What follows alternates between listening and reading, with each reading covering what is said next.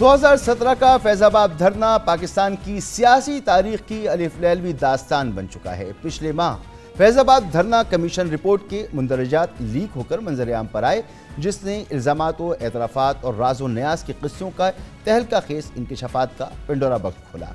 कल इतवार की छुट्टी के दिन ये रिपोर्ट सुप्रीम कोर्ट में जमा कराई गई। आज चीफ जस्टिस ऑफ पाकिस्तान जनाब जस्टिस काजी फ़ाइज़ ईसा ने फैजाबाद धरना नजरसानी केस की समाअत के दौरान कमीशन की रिपोर्ट पर शदीद मायूसी और बरहमी का इजहार किया और कहा कि लगता है धरना कमीशन का वाहिद काम जनरल फैज़ हमीद को इल्जामात से बरी करना था।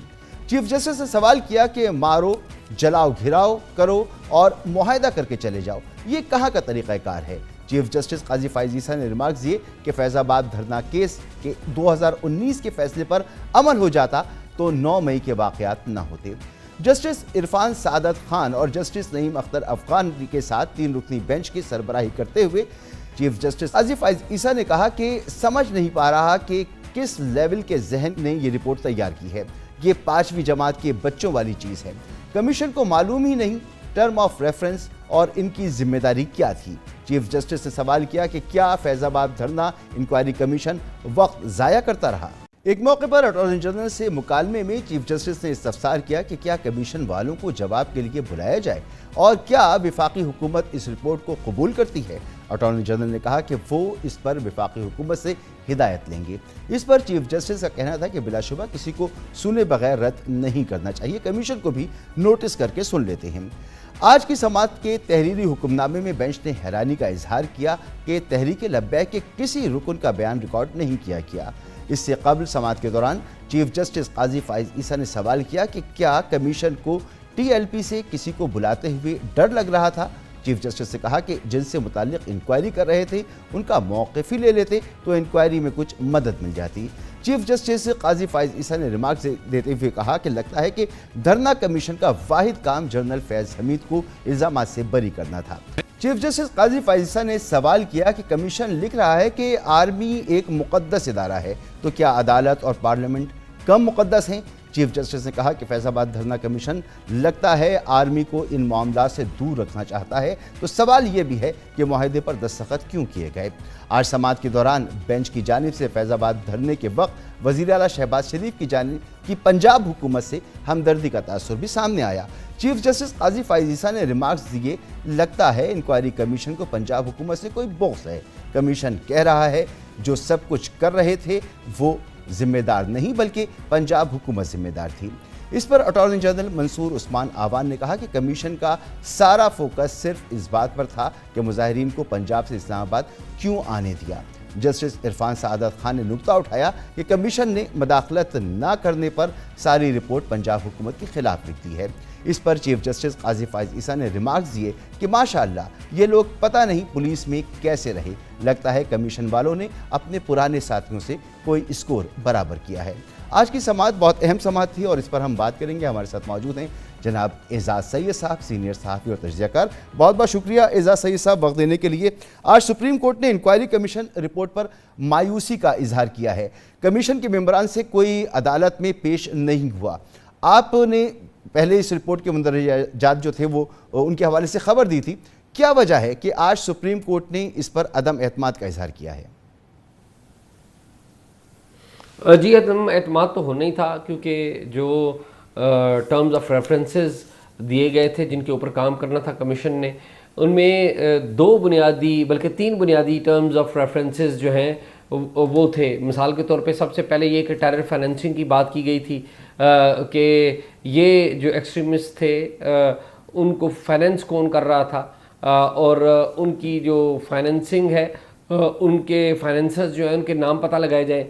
तो जो कमीशन है, कमीशन ने IB की एक रिपोर्ट नकल की है वहाँ पे और नाम दिए हैं कुछ लोगों के, तकरीबन 17-18 के करीब लोग हैं, उनके नाम दिए गए हैं जो कि सिविलियंस है ज़्यादातर। तो ये प्राइवेट लोग हैं, इनके बारे में कमीशन ने ये कहा कि क्योंकि ये IB की रिपोर्ट है, इसके अलावा हमारे पास कोई एविडेंस नहीं है, तो इसलिए हम इनको एग्जोनरेट करते हैं, हम इंटेलिजेंस रिपोर्ट के ऊपर इन्हें कुछ नहीं कहते। फिर जो था 6ठे नंबर पे और 7वें नंबर पे जो टर्म्स ऑफ रेफरेंस थे उसमें कहा गया था, एक तो ये कि ज़िम्मेदारी का तयन करें, अगर कोई रियासती इदारे भी मुलवस हैं तो उनका तयन करें, और फिर 7वें नंबर पे कहा था कि उनको उनके ऊपर रिस्पॉन्सिबिलिटी फ़िक्स करें, यानी कि उनकी जिम्मेदारी तय करें, उनको सज़ा जज़ा हो। तो एक तो ये कि इन्होंने रिस्पॉन्सिबिलिटी फ़िक्स किसी पे नहीं की, अब एक आध बंदे पे फ़िक्स की है, पंजाब गवर्नमेंट पे फ़िक्स किया है, वहाँ पे भी शहबाज शरीफ साहब का नाम नहीं लिखा हुआ, या IG पंजाब आरिफ नवाज के ऊपर की है जिन्होंने गलत बयानी की कमीशन से। लेकिन जो फेडरल और प्रोविंशियल लेवल पे जिन लोगों की जिम्मेदारों का तयन करना था उनका नाम कोई नहीं लिखा, बल्कि कमीशन ने TOR नंबर 7 का जवाब देते हुए ये लिखा है कि इस्टेब्लिशमेंट डिवीजन और सूबाई हुकूमतें रिपोर्ट पढ़ के जिनकी जिम्मेदारी आयद होती है उन पर उनके खिलाफ कार्रवाई करें। तो जब बुनियादी काम ही कमीशन ने नहीं किया, मुतमिन ही नहीं किया, तो उसके ऊपर अदम एतमाद ही होना था। ठीक है, तो ये बताएं कि फैज़ाबाद धरने के दौरान उस वक्त के वज़ीर आज़म शाहिद खाकान अब्बासी मुतादिद बार वो ये कहते रहे कि पंजाब पुलिस ने कोई रुकावट नहीं खड़ी की, मार्च के शुरा को फैज़ाबाद लाकर छोड़ दिया। इंक्वायरी कमीशन ने अपनी रिपोर्ट में भी इस बात का इजहार किया, लेकिन चीफ जस्टिस जो हैं वो भी इस मामले पर हमने देखा कि वो खफा नज़र आते हैं। उन्होंने बरमला कहा कि लगता है कि कमीशन को पंजाब हुकूमत से कोई बुग़्ज़ था। इस पर आप क्या कहेंगे? देखिए, ये मौजूद चीफ जस्टिस साहब की अपनी राय है। अगर सारी एविडेंस कलेक्ट की जाए तो उसकी ज़िम्मेदारी शहबाज शरीफ साहब के ऊपर होती है जो उस वक्त वज़ीर आला पंजाब थे। तो वज़ीर आला पंजाब का इन्होंने नाम नहीं लिखा। कमीशन को चाहिए था कि अगर वो समझते हैं कि ये वज़ीर आला थे या पंजाब गवर्नमेंट थी तो नाम लिखते। वो इसलिए कि देखिए, लाहौर से ये जो एहतजाजी रैली चली है उसको प्रोटेक्शन दे के, पुलिस की प्रोटेक्शन देकर रावलपिंडी पहुँचाया गया।